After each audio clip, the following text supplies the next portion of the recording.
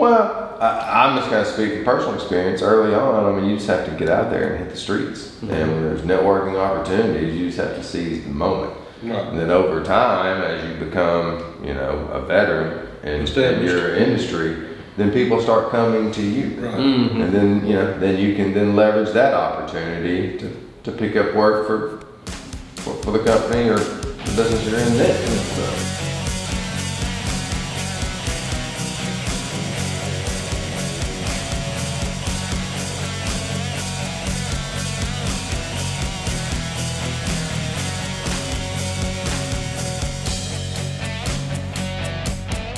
Good evening, everyone. Obviously, this is Chris Work of ProfitDig here with Jeff Gibbons, Jeff Spencer. I see you, Chris. Jerry Work. Hello. Evening, fellas. What's up? Good evening. Hey, man. Just another episode of the ProfitDig construction show. Show. Well, I never know. Like, I keep hearing radio and TV, but like we only do YouTube and digital these days. I think if you just said ProfitDig show, you cover all this. ProfitDig show.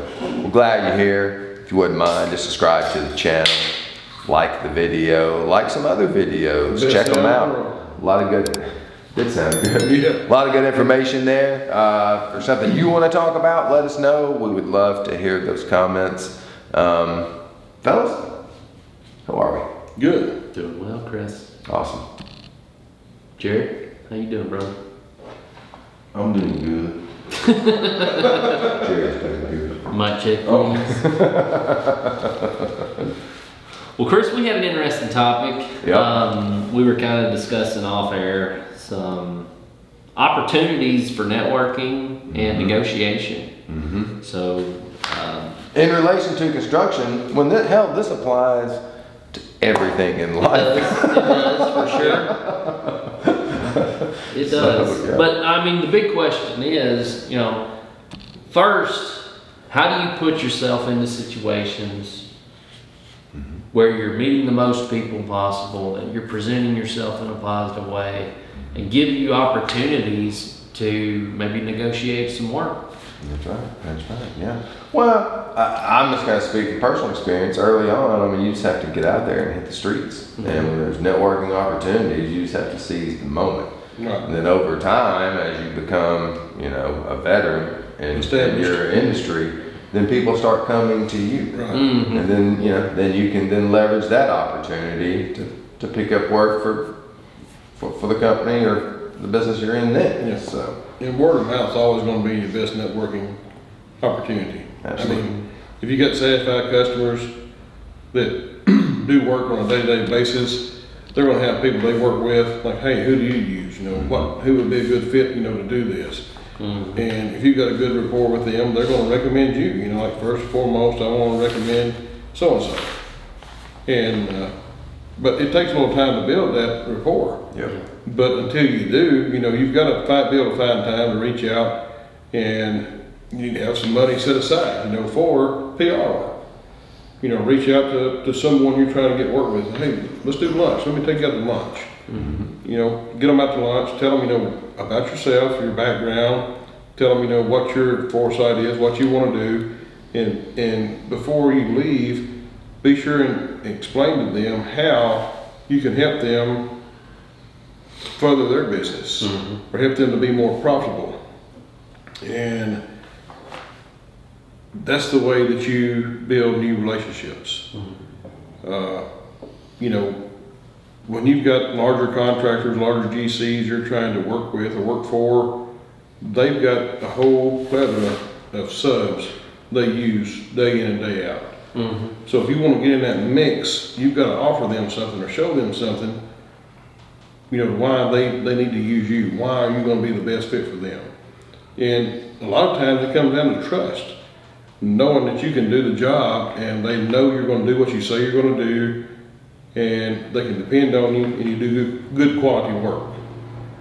A lot of times, a lot of GCs are going to be willing to spend a little more money on someone they know they can depend on. Mm-hmm.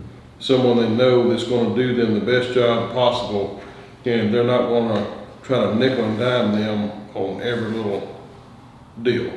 No, they're gonna draw the line in the sand and say, well, Right. here's my profit margin on this piece of the job I'm gonna source to you. Yeah. I'm comfortable with that, I know you're gonna get it done. I also have to interject this. Okay. Jeff Spencer, you about the friendliest person I've ever seen in my life. Anytime we go out to a restaurant, you see like 22 people you already know. It is quite amazing. Yeah. And I You know, see the living proof of this I network. know full well that also helps you in your career because people like you. Right. They like to do business. Yeah, it does. I mean, I'm not saying, it's just me, but, having that good rapport with people and having that relationship, it goes a long way. And when people want references, having those friendly relations that Jerry's talking about, most of the people, not most of the people, but a lot of people I know and see out are generally in the same line of work or same field of work I'm in. Mm-hmm. And I know that if I need a reference, I can depend on them to say, hey, yeah, he's legit, you can depend on him. Yeah, absolutely. Yeah, No, I appreciate you noticing that, appreciate you bringing it up. I mean, we've all noticed. the envious throne in this room. Oh, yeah. Yeah. No, I actually was listening to a podcast not too long ago from a guy named Jordan Harbinger. It's a good podcast. But he talks with kind of experts in different fields that have shown some sort of excellence that goes beyond just being an expert. It's like these are the best of the best. And he had someone on there recently who has built a company designed around, and I don't even remember the word he used, but let's call it like focused gifting. And the idea was that, taking some people out to a lunch or, I don't know, maybe a balls game, like there are things you can do that people enjoy. You take me to a balls game, it goes a long way. It goes a long way. But that's the whole idea behind it is that, there's ways to network and then there's ways to increase the relationships in your network that you have. Sure. And this guy built a whole company around researching people and identifying the things that they care most about in life and then crafting a gift for that person. Interesting. He's built a huge company by doing it, but he started applying it, and I forget the name of the book. I'll look it up and maybe. It's like he mention it created in a the show networking notes. funnel. Yeah, so it's basically, if you call this company, they'll ask you, what do you know about them? What things they like? Who's close to them that we could talk to and ask some questions about that. I mean, I don't want it to sound creepy in a way, but like what it ends up becoming is. It's not just like, hey, here's a ticket to a ball game, or here's a lunch. It's something that, like, you mentioned earlier, Jeff, like somebody does something so meaningful it like, tears you up. Yeah. This is the kind of gift that they're going to deliver to that Okay. person. But you can apply these same rules, maybe not, to the scale that they do. Sure. But you can still apply these same rules, especially if it's unsolicited.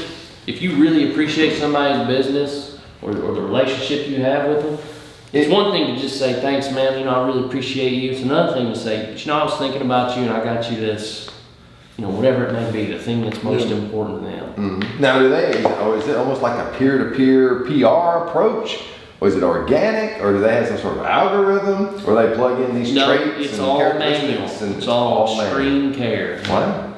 Interesting. But I think you could apply a similar technique. I've actually been trying to do that recently from where I've had people doing me favors, whether it's monetary or something else, and then I go back to them with a gift that I have chosen that, may not be super expensive, but I really try to think about what they want. And at a more casual level, like you say, a lot of it is just kind of paying attention. What are they interested in? Yeah. Absolutely. Again, I know that's one thing that Jeff excels at is that he knows these little things about people he comes in contact with. That's it. If you can, It's valuable. if you can, acquire that habit or that, just work on it, just paying attention. And it doesn't necessarily have to be, to the extent of trying to gain business, but at the end game, that is what you're trying to do is gain business. But pay attention to, like Jerry was talking about and what Jeff was talking about, when you're dealing with someone in a business level, this goes beyond, you know, what we do, you know, but I mean, they're gonna tell you what their daily activities are. They're gonna tell you what, you know, their after-hours activities are.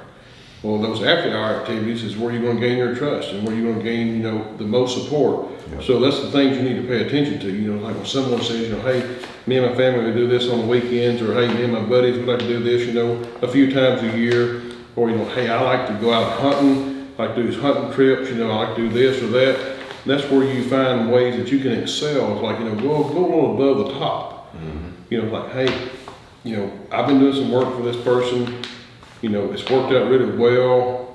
I want to continue this relationship. I like them as a person. You know what? You're not going to be friends with everybody you work with, but they may be people that you would consider a friend in a different situation. Absolutely. So treat them like a friend. And so, you know, whatever you want to give your best friend at that point, you know, when they have something they're interested in, you know what it is. You may not be able to give them exactly what they're looking for, but try to get as close to as you can. Give them something that lets them know, like, hey, I appreciate you thinking of me. I appreciate you calling on me when you need work. I appreciate you depending on me. And you made an important point, I think it's important, is that yes, you can have a colleague or an associate which you could go out and hang out with as a friend, but I do think it's important to keep business. Right. You know, it keeps the emotions out of it. Yeah. You know. That's what, you know, that's why I say, you're never going to be best friends with them, but they may be the type of people you wouldn't mind being best friends with. Absolutely, yeah. But it's never going to happen. So, Yeah. or most likely it's not going to happen. It could. It but could. is Most likely important, it's I not. think, yeah. But it's like my dad told me years ago, when you're hiring people and you're working with people, you never hire a family, you never hire friends.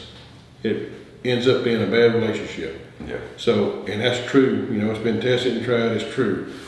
But nothing will touch someone any deeper than when you're talking about stuff, you know, everybody wants to shoot the shit when they're on the phone with them for a few minutes, you know, before you start talking about business. Pay attention. The person you're dealing with, they may tell you their wife or husband's name, they may tell you their kid's name.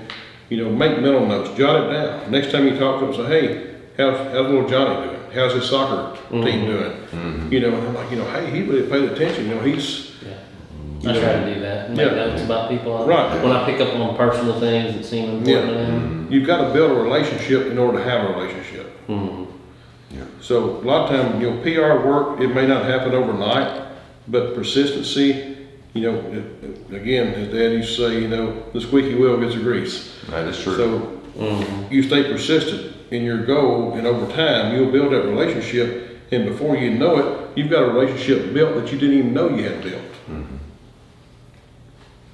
Just by staying true to what you want to do. This has been a fascinating conversation. It has been, yeah. Have we got any time left? Yeah, a couple minutes. But we was talking about negotiations. Let's hit that briefly. Yeah. So, should we make negotiations a new video altogether? My goodness. Yeah, we've only got 2 minutes, so it might be best. Yeah, well, I would like to say that that episode was with John Rulin, and it was called Ways to Give Gifts That Make a Big Difference. Okay. John Wayne. John Rulin, Rulin. R-U-H-L-I-N. Rulin, John. That was a fascinating episode, and if you're someone who likes to think, how can I impact someone else's life, you'll like that episode. No, Yes, we're getting good into information. Yes, I'll check that out. the deeper stuff. I'll just email it to you. Successful business. Yeah. All right. Let's wrap it up, y'all. Let's wrap it up. Thank you guys. Check us out at ProfitDig.com. Please. Send questions, send topics you want to hear about. You know, let us know what you think about us. And if y'all give us a thumb up on this video, that'd be cool. That'd be pretty cool. Yeah, like the video, subscribe to the channel, check us out at ProfitDig.com. We just want to try to make your life a little bit easier. That's And right. you know, I hear people that subscribe to ProfitDig hit the lottery. Really? It happens. That is pretty cool. So don't get left out. Get the money while it's easy, apparently. So just subscribe to the channel. Like one out of every 450 people that subscribe wins the lottery. 450 million, yeah. 450 million. Yeah. Okay. Not bad. Hey, odds I like those odds. never hurts to Yeah. enter. So And for those of you who do not hit the lottery, I still have good news. For only $99 a month, you can subscribe to ProfitDig and enhance your bidding process, speed it up, track your cost, know where the hell you're at on your jobs. See you guys next time. See y'all. Later.